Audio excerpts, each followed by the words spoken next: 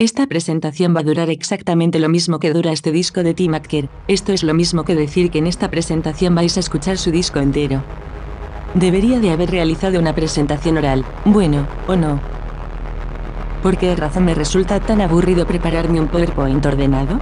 Para algunos, los artistas estamos mal acostumbrados, representa que podemos hacer lo que queremos. Nunca asistí a una defensa de una tesis doctoral, pero me explicaron cosas variopintas sobre las tesis doctorales de Bellas Artes. Creo que la defensa de uno de los miembros del tribunal aquí presente fue bastante extraña.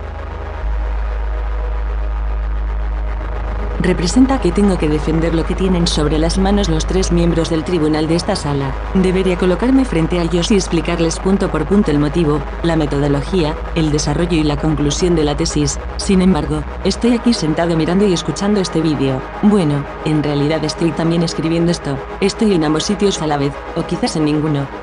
Creo que lo mejor va a ser que me desdoble en una segunda voz. Creo que lo mejor va a ser que me desdoble en una segunda voz. Sueno como un hombre pero sigo siendo la misma idea. Me refiero que sigo siendo la misma voz que escribe este texto. Una misma voz bajo un bien común. Defender algo indefensible. El objetivo de esta tesis ha sido profundizar en cómo la tecnología de la información y el conocimiento científico está presente en la obra de los 8 artistas aquí expuestos. La idea ha sido hacer converger el trabajo de esos artistas con mi propio trabajo. En ese sentido, mi yo queda expuesto aquí performatizado en tercera persona, y colocado como parte de una estructura en relación con otros. De ese modo, el objetivo ha sido analizar cómo las fuerzas tecnocráticas ejercen su dominio. Dominio que alcanza hasta la propia lógica del conocimiento artístico y su marco disciplinario, es decir, este acto de defensa académica. Capítulo 1. Abstracción referencial. Índices postmodernos. Vamos a empezar con Philippe de Crouzat.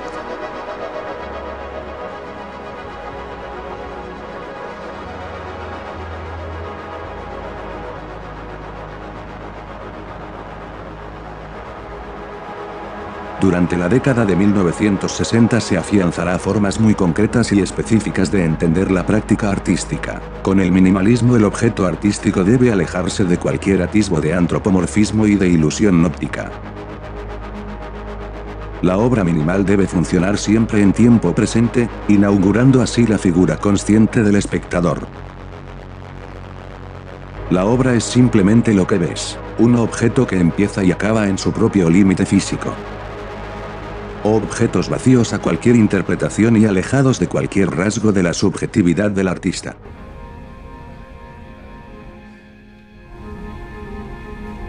El op art, por su parte, defenderá posturas contrarias al minimalismo. Abogará por crear efectos ilusorios, generando ritmos y tensiones ópticas.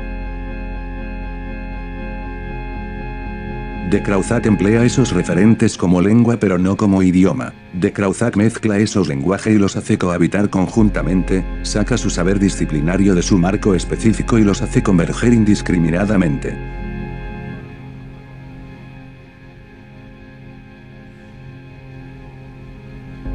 De Crouzat bebe de la gramática formal del minimal y del op art para desplegarse en el siglo XXI. Es fácil imaginarse a de Crouzat en su estudio, navegando por internet, atraído por las formas de representación del arte geométrico de la segunda mitad del siglo XX. Este es Philippe de Crouzat.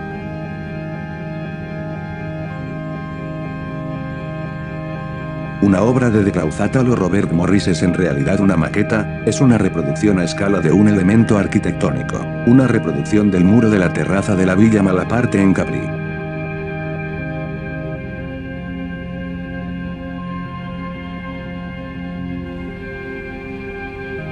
O los restos de maderas repartidas por el suelo de la galería, pertenecen en realidad a las partes una silla Tonet número 14 de 1859.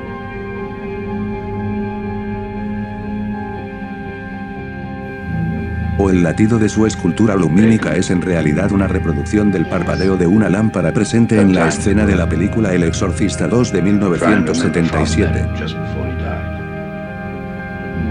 We're alone. His heart strong, resolved. He's praying. Is he in pain? Yes. Su obra no responde a su referencia formal. Is he casting Realiza out un transgénero del minimal y del opal, pervierte su idiosincrasia. De Crowzath hace circular su obra no como un cadáver del pasado sino como una criatura viva del presente.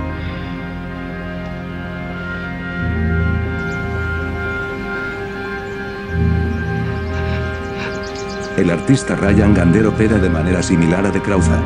Son hijos de su tiempo. Gander emplea en su lenguaje formal multitud de formas heredadas de la tradición del arte del siglo XX.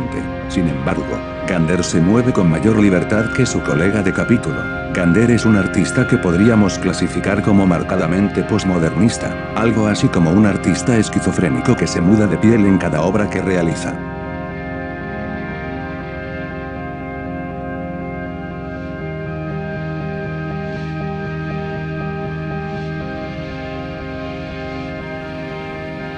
Frederick Jameson al respecto de la posmodernidad comenta, en un mundo en que la innovación estilística ya no es posible, todo lo que queda es imitar estilos muertos, hablar a través de las máscaras y con las voces de los estilos del museo imaginario.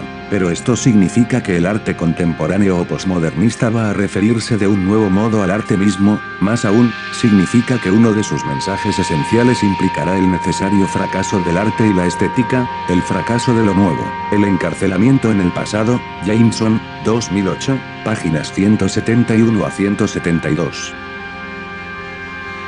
A priori, la obra de Gander puede parecer que responde a la perfección al marco descrito por Jameson. Es más, si vemos más trabajos del artista, parece confirmarse la premisa de que Gander es un artista que responde a los cánones posmodernistas. Sin embargo, eso no es del todo así. Entre 1976 y 1977 Rosalind Krauss apreciaba una particularidad en algunos trabajos artísticos de la década de los 70. La autora desarrollaba la idea del término de índice. Krauss se refiere al índice para entender algunas obras que señalan algo fuera de la propia obra. Esto lo ejemplifica por ejemplo con el trabajo pictórico Pintura PS, 1 de 1976 de Lucio Pozzi. Pozzi dispone sus pinturas abstractas sobre la pared a las que éstas hacen referencia directa. El artista aprovechó el marco institucional y convencional dado, es decir, aprovechó las paredes pintadas en bicolor del viejo edificio donde se realizaba la muestra para colocar justo en la perfecta intersección entre ambos colores del muro, su propuesta. De esa forma, la obra abstracta de Pozzi se revela para Krauss de una forma nueva, en tanto que la obra ya no hace referencia a la propia autonomía y reglas estético-internas de la obra, sino que se convierte en un índice, en un modificador, en una señal que indica un algo contextual, es decir, señalan al propio edificio donde las pinturas están expuestas. Este efecto del índice aparece de forma reiterativa en la obra de Gander. Aparece siempre señalando su vida personal. De algún modo, el artista realiza un acto autobiográfico sobre la superficie de sus objetos formalistas.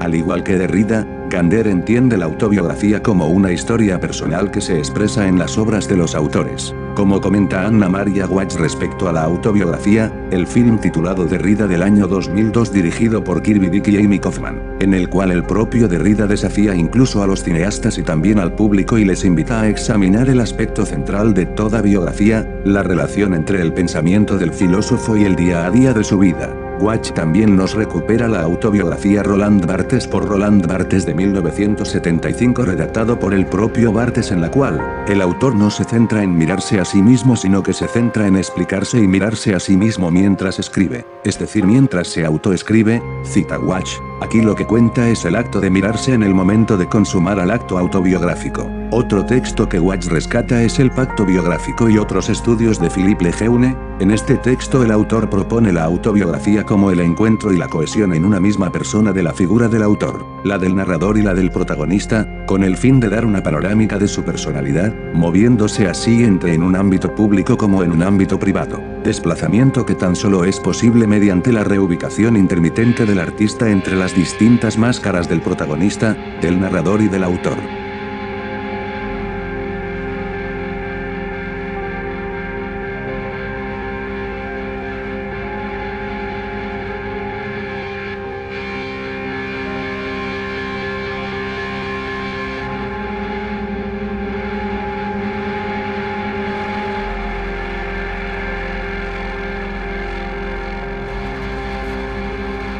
ejemplo, esta obra es en realidad la paleta de pintura que Gander empleó para pintar un retrato.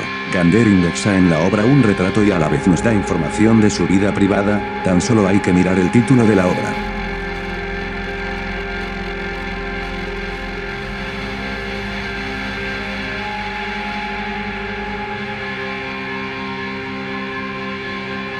Lo mismo sucede con esta otra obra, un ensamblaje de objetos conformando una lámpara para la mujer del artista. Al parecer la obra fue realizada por Gander al 8º intento.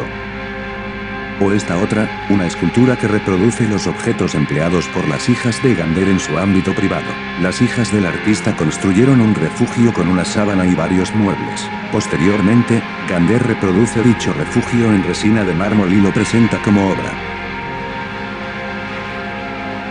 O una reproducción de las maletas de viaje del artista, titulada Mi cabeza en tu vientre. La obra nos da información directa del artista.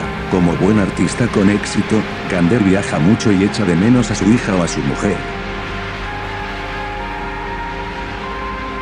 Dos figuras geométricas que recuerdan algún tipo de objeto de la Bauhaus. Son en realidad dos piezas del motor de un camión del padre del artista.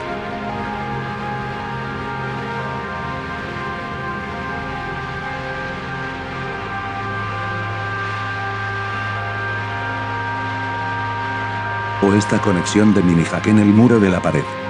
Si el público lo desea, puede conectar sus auriculares y escuchar una lista de reproducción del iPod del artista.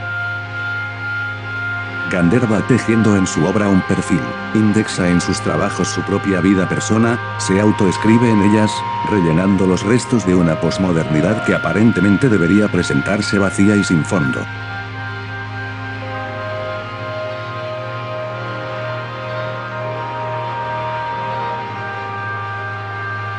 Informacionalismo.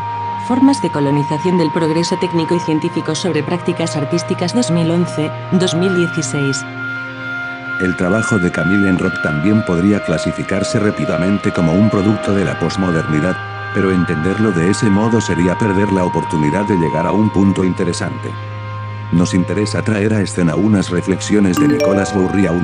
Bourriaud parte de situar a la radicalidad como un componente esencial de la modernidad, ya que ésta fijará la visión del pensamiento moderno en tanto que expresión de la idea de raíz.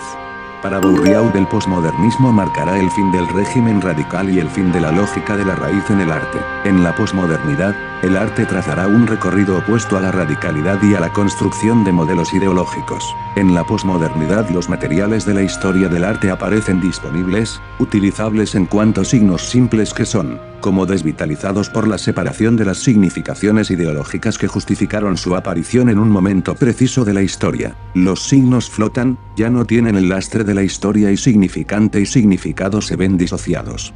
La posmodernidad es reemplazada en el siglo XXI por la altermodernidad.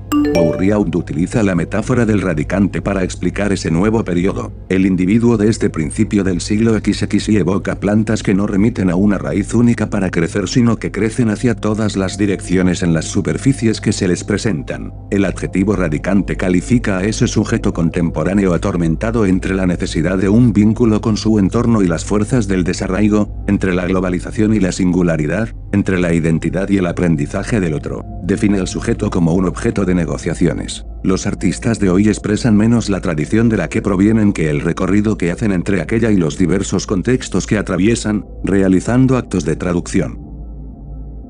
El artista contemporáneo procede por selección, agregados, y luego multiplicaciones. La traducción es, por esencia, un desplazamiento, hace que el sentido de un texto se mueva, de una forma lingüística a otra, y manifiesta estos temblores. Al transportar el objeto del que se apropia, sale al encuentro del otro para presentarle algo ajeno bajo una forma familiar, te traigo lo que fue dicho en otro idioma que el tuyo. El proyecto de Enroth gira bajo esa órbita. Su instalación de Palefox está formada por más de 400 fotografías, pinturas, dibujos, libros, objetos comprados en eBay y obras de arte prestadas por museos. un conjunto de elementos emplazados en estanterías y por el suelo de gran habitáculo diseñado por la artista. El título de su instalación hace referencia directa al libro de Palefox publicado en 1965 por los antropólogos Marcel Griaul y Germaine Dieterlen. El libro de Palefox constituye un paradigma de cómo la antropología moderna entra en crisis a través de la antropología posmoderna. Posteriormente a su publicación, de Palefox fue un clarividente ejemplo de cómo poner en duda el estatuto científico de la antropología. De ese modo, Enroth establece una correspondencia directa entre lo que el libro representa y su exposición, en tanto que ambos problematizan las formas de definición y construcción del conocimiento humano. En su instalación vemos esculturas africanas junto a objetos minimalistas, documentos antropológicos junto a juguetes, esculturas modernistas automatizadas, pinceladas en la pared, recortes de imágenes extraídas de internet junto a objetos geométricos de orden abstracto. Enrota una multitud de elementos y los hace mantener roces semánticos sin la pretensión de generar una narrativa específica. Su instalación es como un marco en el que se muestran una selección de todas las partes que conforman el mundo. En ese sentido, Enroth muestra un sistema de relaciones sin definir, sus objetos son como palabras flotando en el aire que permanecen esperando a ser conectadas gramaticalmente. Su instalación es una apuesta por un estado previo a la representación. El trabajo de Enroth se apoya en el pensamiento de la pensadora y física Karen Barad. Barad desgrana el cómo es posible reemplazar la idea de representación anclada en el modelo cartesiano por la de un modelo extraído de la ciencia de partículas. Para Barad, las teorías sociales liberales, así como las teorías del conocimiento científico afianzaron sus argumentos en el hecho de entender el mundo como una suma de elementos individualizados, como partes que se asumen con una serie de atributos inherentes y que posteriormente son ejecutados, representados. Para Barad, discurso y materialidad son siempre atravesados por fuerzas en constante estado de intercambio de información, fuerzas de orden social, cultural, psíquica, económica, natural, biológica y geopolítica. Las cosas y el lenguaje permanecen siempre en fluctuación constante desde dentro a fuera y de fuera a dentro, desdibujando y reconfigurando constantemente los límites con los que articulamos el lenguaje y damos forma a la realidad. Los ejemplos de la razón forman parte de un mismo lenguaje de definición.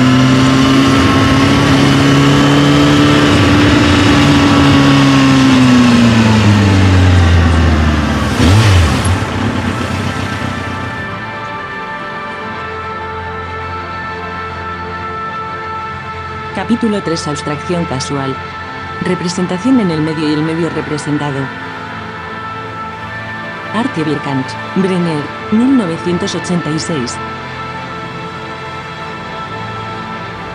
Al abordar el trabajo de Vierkant nos encontramos con un problema de ubicación, ya que su obra se despliega de forma distinta según en el medio o lugar donde ésta se encuentre. Su obra adopta distintas formas, ya sea si se visualiza a través de internet o si se visualiza en el espacio de la galería comercial. Vierkant es consciente del modo en que opera el sistema del arte, es consciente de los mecanismos que se activan al consumir arte navegando por la red, conoce el lenguaje que utilizan las galerías para presentar sus propuestas y plantea romper la idea de que la galería es un mero contenedor de objetos cerrados. Introduce y lleva a cabo su obra dentro del propio sistema de difusión y comunicación de la galería, desplegando su obra tanto dentro del espacio físico de la galería como online, para mostrarnos que tanto un lugar como el otro no son lugares imparciales. Cuando visualizamos su trabajo desde el espacio web, ya sea desde su propia página web personal, o ya sea desde cualquiera de las páginas de las dos galerías que le representan, nos encontramos que el registro visual de sus exposiciones está intervenido por el propio artista, ocultando parcialmente el registro original del montaje expositivo y generando una nueva capa de significado que ejerce como gesto de negación del registro expositivo usualmente empleado por el sistema del arte. Vierkant interviene con Photoshop la documentación fotográfica de la exposición realizada, y posteriormente, pone de vuelta al público el registro visual manipulado, presentándolo y distribuyéndolo dentro de los canales donde normalmente ese tipo de imágenes no se corresponderían, es decir, en la web de la galería, en su página web personal o cualquier otra plataforma virtual que distribuya información sobre su exposición. Por ejemplo, esto que vemos es la serie Image Objects. Estas son 6 impresiones digitales sobre PVC que el artista dispone colgadas por el espacio de la galería. Sin embargo, en la web de la galería se muestra por un lugar, los archivos digitales en JPG de las impresiones en PVC, junto con un pie de imagen con fecha y hora. Este hecho complejiza y potencia la lectura de su propuesta. Lo habitual sería concebir exhibir su obra final como una impresión sobre PVC dentro de la sala de exposiciones. Sin embargo, Bierkant muestra la obra en la web de la galería en otro estado, como un archivo digital previo a su impresión, multiplicando y adaptando el formato de presentación de la obra según las particularidades de cada medio de presentación, ya sea en el espacio físico o en el medio digital. Ubica y expande la misma imagen en medios distintos a razón de la naturaleza de cada medio. El acto de fechar con día y hora un archivo digital denota también un cierto deseo de otorgar a la imagen un cierto aura de concreción, especificidad, de dotarla de algo otra diferente al referente material al que permanece íntimamente ligada. Este es un principio altamente contradictorio con la idea de obra entendida en términos de unicidad, y a la vez, pone en jaque el término de copia, al negar desde la red el acceso a la imagen impresa sobre el PVC, acaba dotando al objeto de una aura de exclusividad, tan solo tiene acceso a la obra aquellos que la contemplan físicamente. Bierkant pone en tensión la idea de original y de copia. Bierkant recupera la aura disipada de Walter Benjamin y la hace revivir en la era informacional, y lo hace empleando los propios términos de la lógica digital.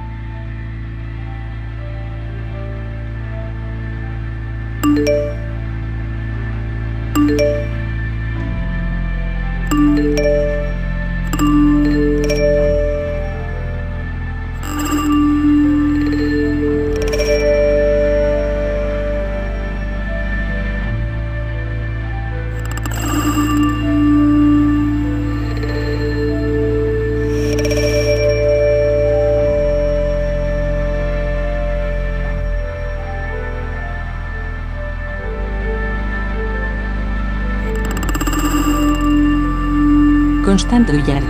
Leiderdorf 1979.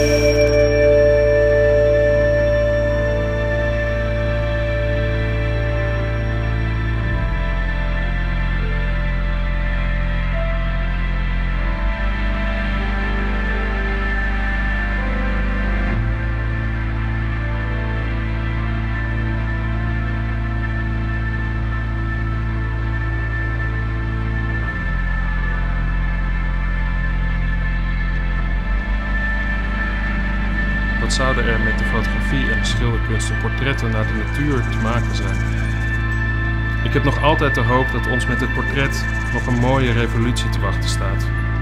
Het is natuurlijk mooi dat hij ook echt over een revolutie heeft in combinatie met de fotografie. Omdat er natuurlijk met fotografie nog wel veel revoluties zijn geweest. Maar ook omdat hij eigenlijk al in die revolutie stond. Dus hij was al aan het begin 1880 was hij een van de eerste kunstenaars die de fotografie als reproductiemiddel voor zijn werk heeft gebruikt. En dat is heel erg interessant dat we nu in een hele andere beleving van fotografie zitten. En hij zat close op die kentering van het ontstaan van fotografie. En nu heb ik een werk over de verandering van het begrijpen van fotografie. Het zijn dus 3 werken en het zijn 3 verschillende filters uit Photoshop, toegepast op het allereerste beeld ooit gefotoshopt. Dat beeld was heel lang niet te vinden, was een anekdote in de geschiedenis van Photoshop. En nu is weer de eerste foto ooit gefotoshopt te zien, Jennifer in Paradise.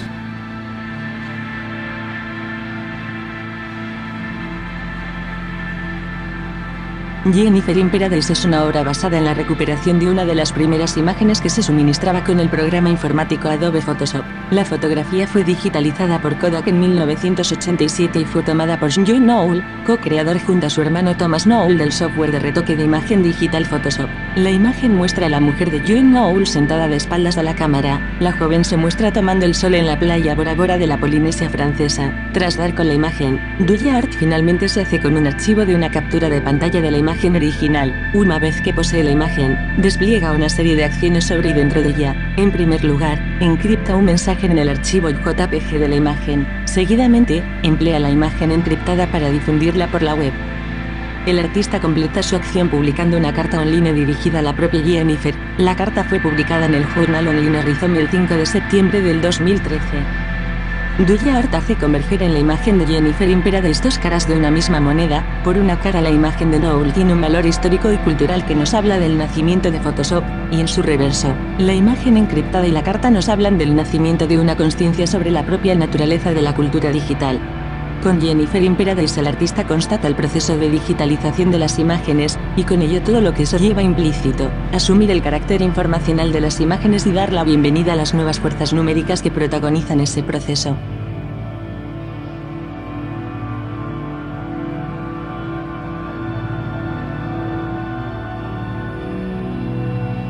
Finalmente, DoubleArt emplea también la imagen para añadirle un muestrario de efectos digitales facilitados actualmente por Photoshop. DoubleArt parece seguir el hilo del pensamiento de Lev Manovich. Todo, desde los objetos a las identidades de las personas, resulta de un acopio de fragmentos que ya vienen hechos. El sujeto moderno, no importa si elige un conjunto de ropa, decora un piso o escoge los platos en la carta de un restaurante, va por la vida seleccionando en diferentes menús y catálogos. Con los medios electrónicos y digitales, la producción artística implica un similar escoger entre elementos prefabricados, ya sea las texturas e iconos que nos proporciona un programa de pintura, los modelos que vienen en un programa de modelado 3D o los ritmos y melodía incorporados en un programa sintetizador de música. Los programas permiten a diseñadores y artistas crear los objetos de los nuevos medios, y al mismo tiempo, actúan como otro filtro más, que moldea la imaginación de lo que es posible hacer con un ordenador. De la misma manera, el software que emplean los usuarios finales para acceder a dichos objetos, tales como los navegadores de Internet, los visualizadores de imágenes o los reproductores de medios, moldean su comprensión de lo que son los nuevos medios.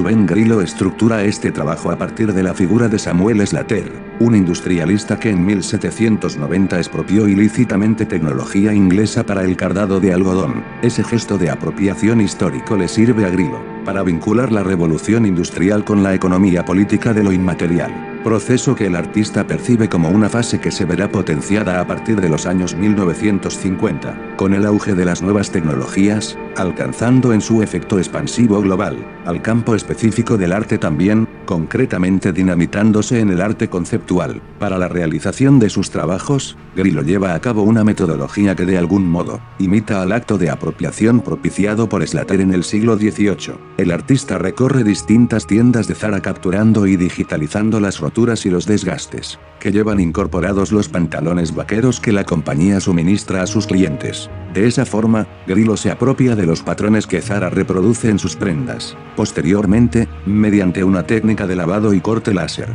el artista vuelve a reproducir esos mismos patrones robados sobre tejidos tejano y sobre otras superficies. Grillo transfiere esas formas robadas de nuevo al orden de lo material como objeto artístico, pero dejando entrever con su operación los propios límites y fisuras de la idea de lo material y de lo inmaterial, testimoniando así como una misma muestra de información puede ser interpelada como conocimiento encadenado a la política económica del conocimiento, o visto desde nuestra perspectiva, como un conocimiento vinculado a la ética del conocimiento libre. Grillo recupera un símbolo material de la clase obrera de la era industrial, el tejano, y lo devuelve como símbolo inmaterial de la clase obrera en la era informacional.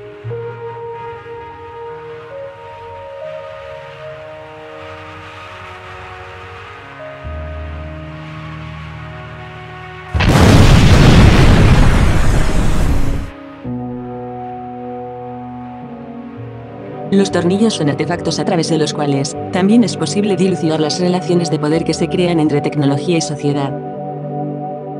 No es de extrañar que fuera en pleno siglo XIX, concretamente en 1841, que el inglés Joseph Whitworth presentara un vaso de rosca universal en el Instituto de Ingenieros Civiles de Inglaterra, y que en 1864, William Sellers propusiera lo mismo en Estados Unidos. En 1946, la Organización Internacional de Normalización definió el sistema de rosca métrica, adoptado actualmente en prácticamente todos los países del mundo. Estos hechos los podemos corresponder al paulatino proceso de tecnificación, estandarización y homogeneización de la sociedad moderna. El progreso a través de la tecnología tipifica nuestras vidas y el mundo.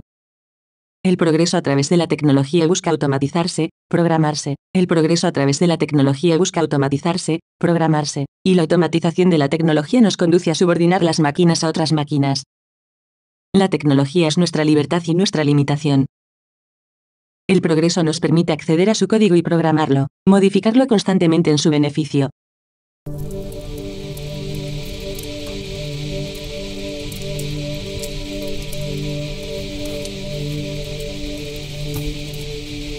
El progreso se presenta siempre deficiente, preciso y transparente, omitiendo a toda costa sus fisuras. Grillo se aproxima de una forma crítica a la noción de progreso y a las formas que adopta en diferentes aspectos de la sociedad. Su obra se despliega entre las fisuras que presenta la idea de progreso en tanto que mito.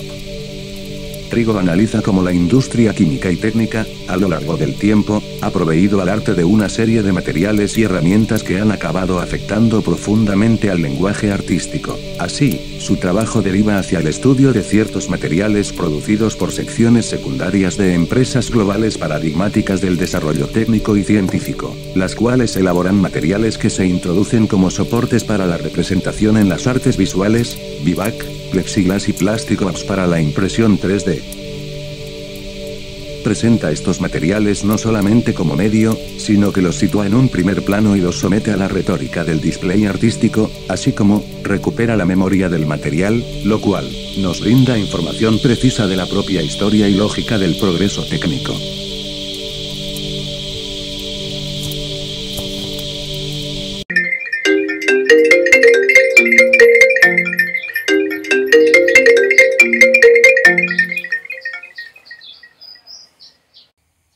Martins!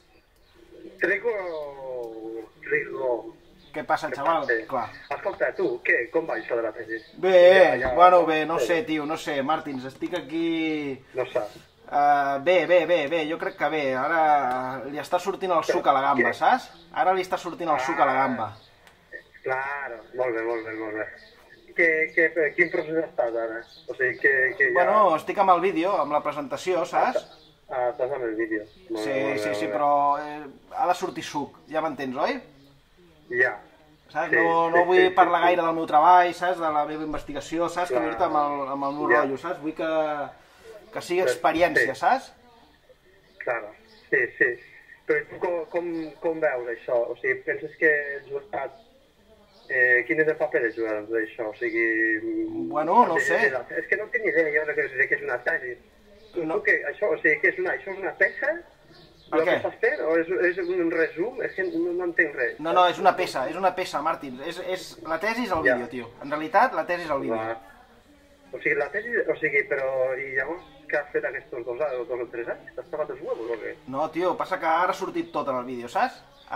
Tot està en el vídeo, ho entens o no? Això ha sigut com madurar-ho, saps? Ja, però... I llavors... Bueno, és que... Però llavors per què serveix tot el que has escrit? És el que no entenc. Està tot al vídeo. O sigui, està tot al vídeo. Clar. Bueno, guai. Sí, és com el... I no s'adormirà, tio? En realitat la tesi és un esbós. És un esbós.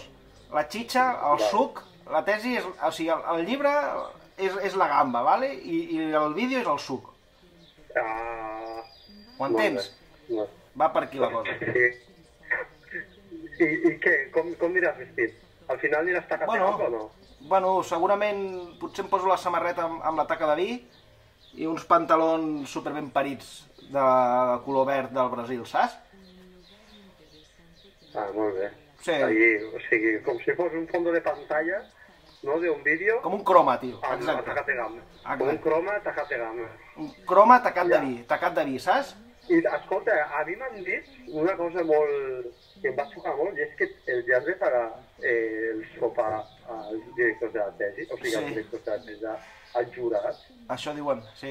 Sí, ja... Se'ls hi ha de... Porta gambes amb un tàper, tio, saps? I te fots ahí un...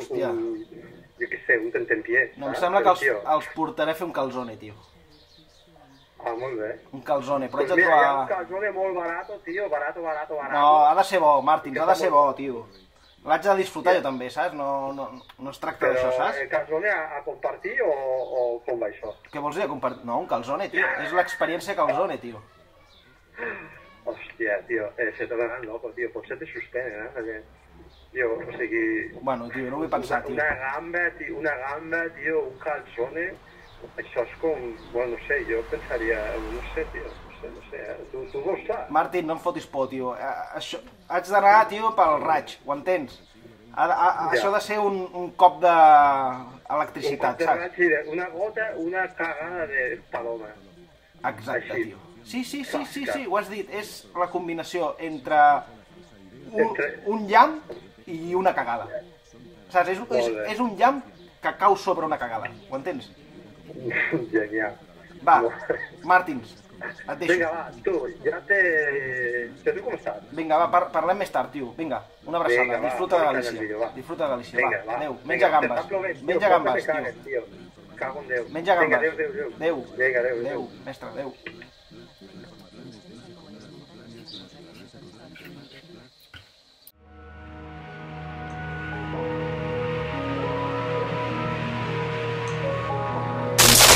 Capítulo 5. Abstracción informacional.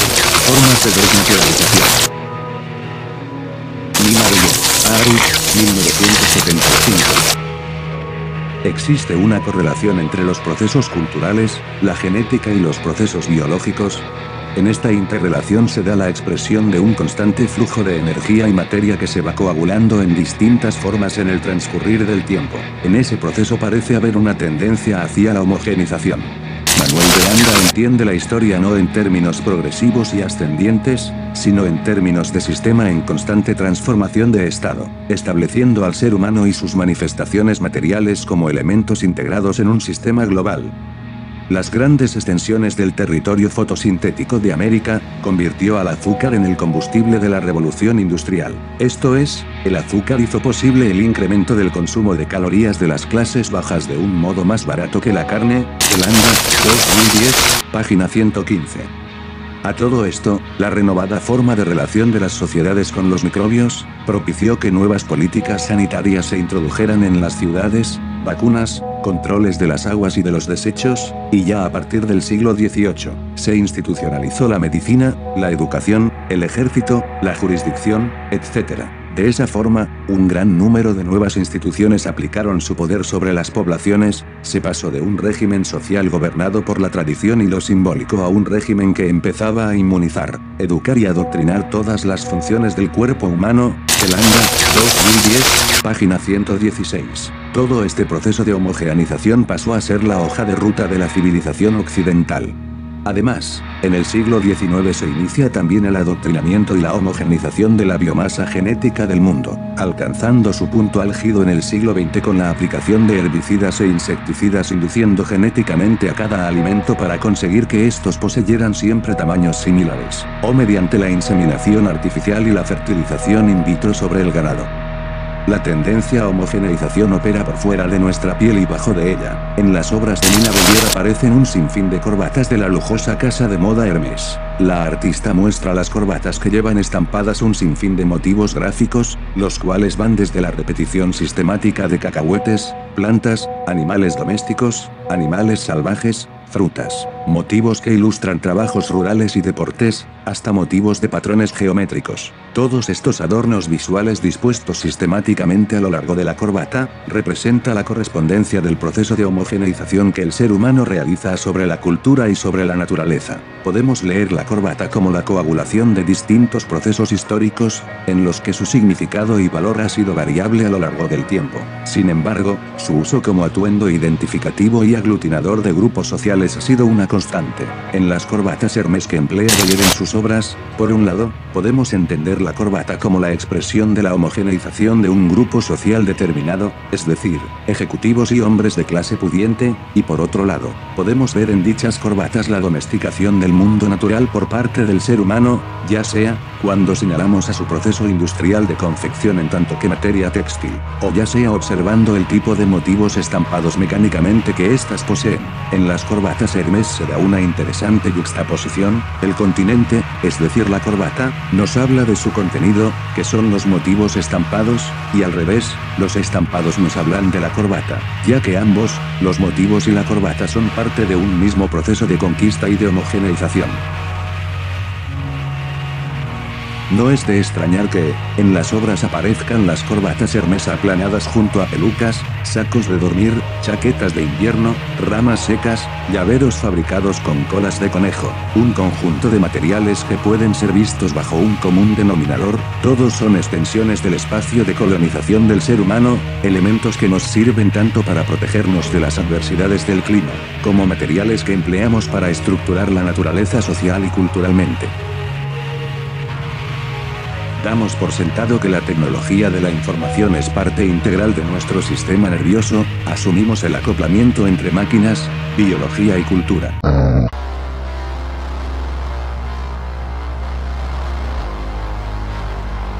Alexandra Domanovic, 1981.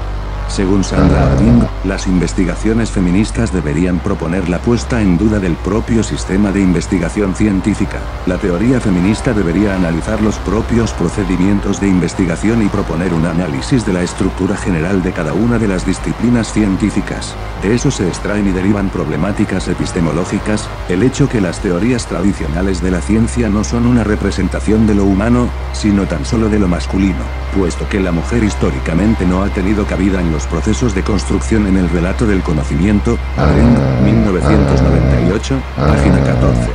Este principio teórico es el que Alexandra Domanovic pone en marcha en sus trabajos. En su exposición Bulls Without Horns, Domanovic presenta como hoja de sala una entrevista que la propia artista realizó a la genetista Alison Van Eenennaam, que desde Luce Davis de California fue la responsable de desarrollar mediante cultivo celular y junto con la colaboración de la compañía Recombinetics, la clonación de 2 toros, nombrados Spottig y Buri, y modificados genéticamente para conseguir que a ambos animales no desarrollen sus respectivos cuernos. Domanovic cierra la entrevista preguntando a Van Eenennaam acerca de la científica Rosalind Franklin. concretamente sobre la controversia que rodea el descubrimiento de la estructura de la molécula del ADN, descubrimiento que está bajo el reconocimiento de James Watson y Francis Crick. La biógrafa de Rosalind Franklin, Brenda Maddox, sugiere que existen evidencias de que James Watson y Francis Crick capitalizaron parte de las investigaciones realizadas desde el King's College de Londres por Rosalind Franklin y Maurice Wilkins, investigaciones cruciales para resolver exitosamente el modelo de la estructura de doble hélice del ADN. De ese modo, Romanowski hace bascular el peso de su proyecto para señalar el papel de la mujer en el ámbito científico. En el panel electroluminiscente que podemos ver en su exposición, vemos una carta escaneada, firmada el 25 de febrero de 1958 y enviada por el científico Boris Eprussy a su colega James Watson, en la que en un tono bromista, con ilustración incluida, Eprussy le pregunta a Watson si está muerto o simplemente es un cerdo. Romanowski introduce en su obra la carta datada justo en el mismo año de la muerte prematura de Franklin, en 1958. Romanowski rescata la amputación genética de los cuernos de los toros como gesto político y poético, quitar al macho sus atributos de género dados de forma natural, y por otro lado, con la carta de James Watson, recupera la memoria falocéntrica del conocimiento científico. En los albores del siglo XXI, Donna Haraway se acogía en la figura del cyborg para reinscribir en esta las potencialidades del feminismo, según la visión de la autora. En el contexto informacional, el feminismo puede llegar a devenir una máquina para la transformación de la sociedad mediante la transgresión de las principales categorías ontológicas que unificaron el proyecto masculino de civilización occidental. El cyborg es un organismo cibernético, un híbrido de máquina y organismo, una criatura de realidad social y también de ficción. Los humanos hemos alcanzado la hibridación entre máquinas y organismos. La ciencia y la política occidentales tradicionales son la maximización del capitalismo racista, del progreso, de la apropiación de la naturaleza como un recurso para las producciones de la cultura, de reproducción de uno mismo a partir de las reflexiones del otro. Haraway, 1991, página 2. Las fuerzas motores del desarrollo individual y de la historia son alianzas que permanecen grabadas como mitos en la cultura occidental, a través del trabajo. La naturaleza del cyborg es omitir a dichas fuerzas. El cyborg está liberado del humanismo. Los cyborgs son proclives a la amplificación de lo humano con lo animal. Esto sitúa a los cyborgs como agencias de reconciliación de lo natural con lo cultural. El cyborg aparece cuando la frontera entre lo animal y lo humano es transgredida. Lejos de señalar una separación entre los seres vivos, los cyborgs señalan apretados acoplamientos inquietantes y placenteros. Los cyborgs ponen en entredicho las separaciones ontológicas entre el materialismo y el idealismo. Los cyborgs son el resultado de la unificación de lo natural y de lo artificial. Dualismos que habían permanecido históricamente divididos, están íntimamente ligados a la microelectrónica. La informática abre la puerta a concebir el mundo en términos de diseño, por lo que la raza, el sexo y las ideologías quedan integradas en el sistema de datos global. El ser humano queda expresado en tanto que datos, susceptible a ser empleado como un mero número en estructuras estadísticas. La informática propone un nuevo campo semántico que desdibuja los límites de las viejas dicotomías de Occidente, mente-cuerpo, animal-humano, organismo-máquina, público-privado, naturaleza-cultura, hombre-mujeres y primitivo-civilizado. El cyborg es una plataforma de despegue. La tesis de Haraway se puede leer en los objetos de Romanowski. Las referencias al cyborg quedan expuestas en estas obras.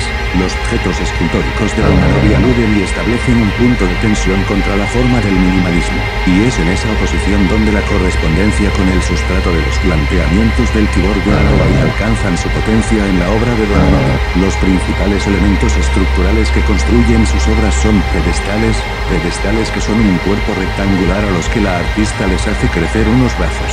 La referencia que establecen los pedestales con el objeto artístico minimalista es evidente. Incluso uno de ellos lleva grabado en su superficie una retícula geométrica que evoca de forma obvia algunos trabajos de Frank Stella. A los pedestales minimalistas, Romanowski les provoca una mutación humana, una decisión que conlleva la voluntad de dotar al objeto escultórico de un carácter antropomorfo.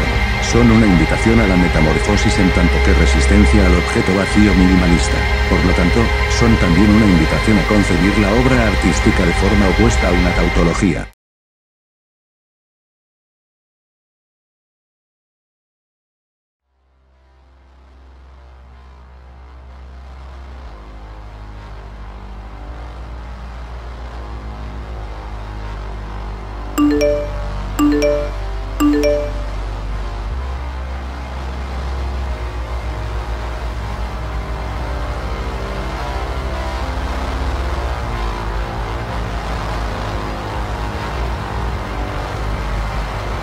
Llegados a este punto, podemos declarar que la fuerza de esta tesis doctoral reside en que da absolutamente igual si se performatiza impresa en un papel, como si se visualiza en un PDF, como si se presenta abierta para ser modificada en un documento de Word.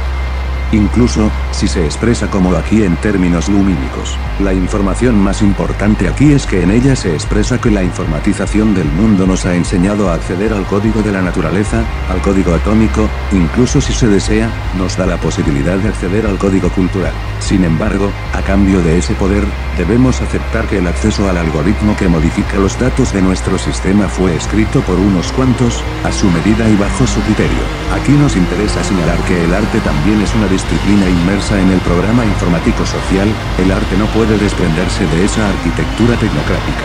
Como artista, concluyo que tan solo podemos dejarnos devorar por el gran algoritmo, penetrar en su estómago, ser digeridos y triturados, y posteriormente expulsados como buen estiércol para una futura mejor cosecha.